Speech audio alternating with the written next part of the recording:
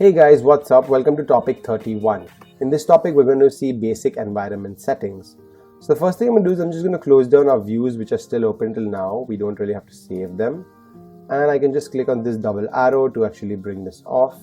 And I can click on File and Open. And I'm going to be going to our Materials file, which is in Files for Working.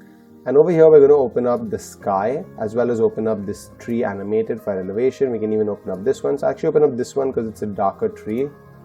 And I can open these both up, and you can see once they are open up, I can press Ctrl H, again double clicking and rasterizing, selecting with the wand the white color, right click and similar, and deleting that off. Then we'll go up to the sky, and we don't need to actually delete anything from the sky, but yeah, double click and press OK to rasterize this layer. Now I can drag the sky from here into our sheet directly.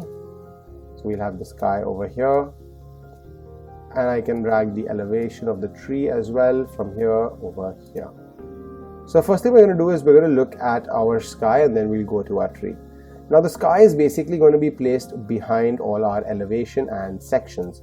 So for that I'm going to actually press Ctrl T and bring it up to the level of our road, just that much, and press enter. Now I can actually press Alt actually while I'm copying this and actually copy it on the side. Again press Alt and copy it on the side over here. And what happens because of this is, guys, basically is that we're trying to copy them side by side to actually cover a larger portion, but I won't do the last one right now, but you guys will understand that they have this issue in between. So for that I'm going to press Ctrl T and actually mirror it like this, the same way we had mirrored our wood in the plans. And press enter, and you can actually see how seamless that would become. You can now select this first one and copy it to the third one, and that would again make it a seamless sky. And I can actually merge all these three layered 11 copies and double click on them and call them sky. You can see I've not really named the layers over here, but that's okay. If you all are able to use it by now, you should name it. You can see a couple of them have been named, but just these ones in between are our plans which have not been named, but that's completely fine if you're able to understand. And I can just drag all this down, but you should make sure that you label all of it. That's a good way of working, so don't take it with the easy way that you should not label it. You should label it. And I can actually push this a little bit lower just at the edge and push this elevation up over here. Now we can see how the sky is placed. It does look fine, it does look proper, but we do have a little bit of issues, which is basically having the elevation over here. Because its opacity is hidden, we can actually see the sky through it, right? So what we're going to do is we're going to actually delete this much portion of the sky, all right, so that it becomes white. So what we're going to do for that is staying on the elevation layer. This is our elevation layer. Now you can see it's not named, so I'll just name this quickly as elevation copy, and I will double click on this by pressing Ctrl. I will single click on this square over here, and you will see that it selects that much area of the elevation, which is basically on the plan.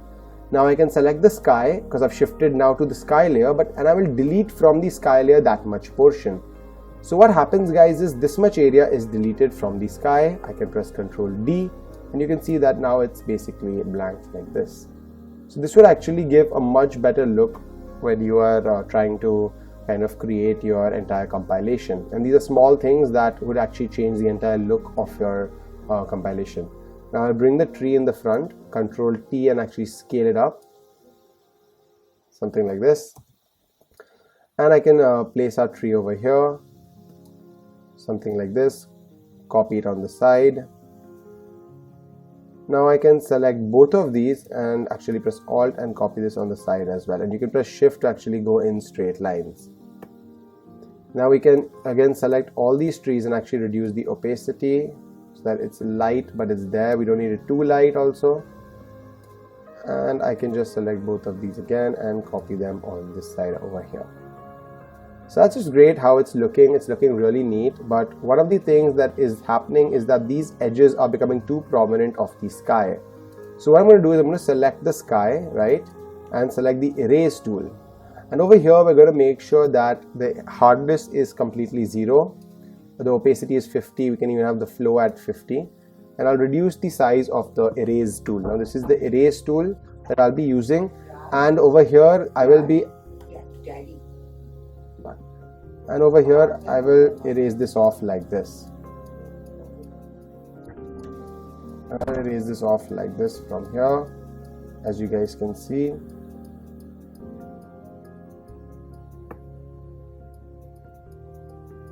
So that's actually going to give us a very good look of the sky. Just very lightly the sky would be there, and it would actually give a really nice look. Now the last thing we're going to do, guys, is we're actually going to provide ground cover. So I'll just close the sky as well as the tree, and I will use the lasso tool. So that's the poly lasso, guys, over here. That's the poly lasso tool, and I will create a straight line like this, then go along the edge from here. Then I'll go this side, and from here I will go over here. So that's basically the area I want my ground cover to be there. So basically like the ground area. Now I will select the brownish color, and creating a new layer, I can press Alt and backspace, and what that's going to do is it's actually going to create that space up with that much color. Now this would be nice if it has to be the way it is right now. It should be behind all these formats and everything. All right. Now what we're going to do is we're going to double click on this layer, and we're going to give it a gradient overlay. So you can see that gradient which I have provided, but I'll shift this to linear, and I'll change the angle in such a way that it comes dark to light like this, and I can increase and decrease the scale, and we can reduce the opacity. And what that's eventually going to do is actually going to make this gradient much looking real, because we have now our lighter color here and our darker area over here. And I can simply now select this tree and actually copy it and paste it over here. You can actually copy a couple of trees and just place them over here. We're actually kind of creating this space now to look a little bit lively. Place this behind, place these behind, and have, let's say, a couple of more trees over here.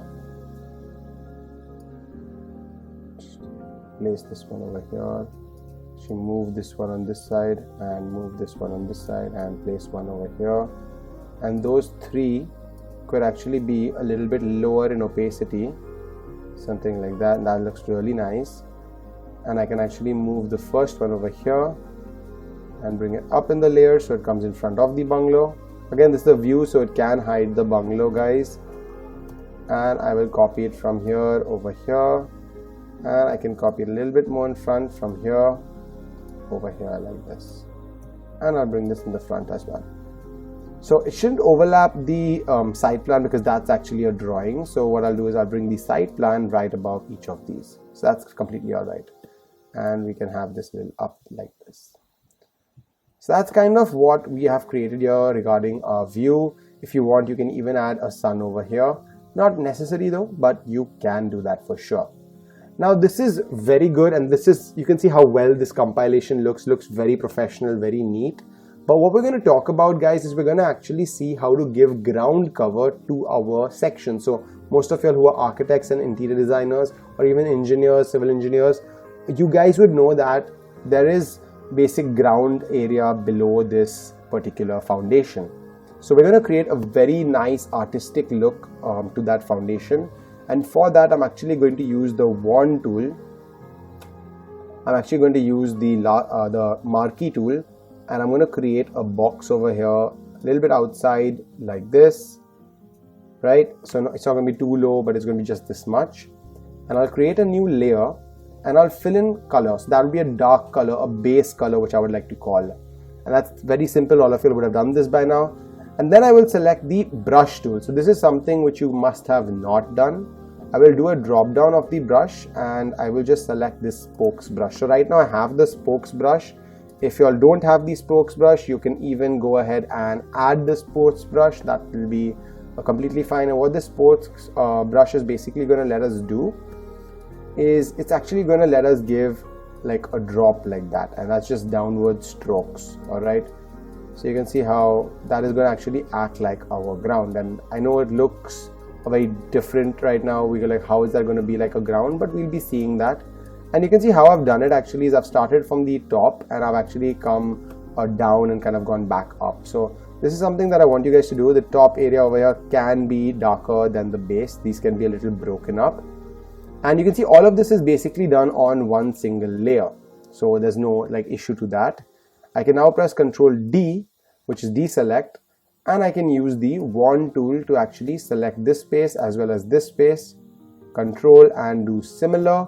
That will actually select a lot more of all these areas. And I'm still on this layer itself, and I'll press delete and Ctrl D, and you can see how that's actually given us a very broken look to our edge, which is actually going to look really good when we provide a pattern. So I hope you guys have understood till here. I'll be explaining to you how to provide the pattern, which is very same to how we provide pattern anyway. But one thing which you might have in your mind would be, how do we bring in new brushes? Well, a brush is basically a format which we use, which you'll get anywhere online. You can just go to Google and type free brushes. You can actually come here and do a drop down over here, and you can see this little thing would let you say to load brushes. So any brush file that you download would basically be an ABR file, a .abr file. And you can just open up that brush by clicking on that. It should be a .abr file, and you can just press load.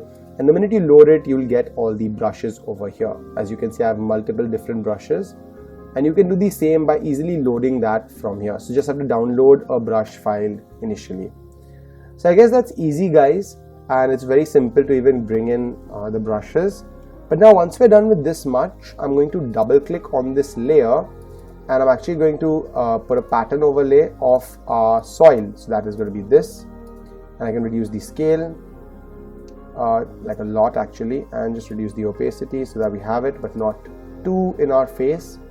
And once this is done, select E, which is the eraser tool, similar to what we did to the sky. 50 opacity, 50 flow, hardness 0, and just kind of erase off the edges. So not completely, just highlighting that it's erased off, something like this.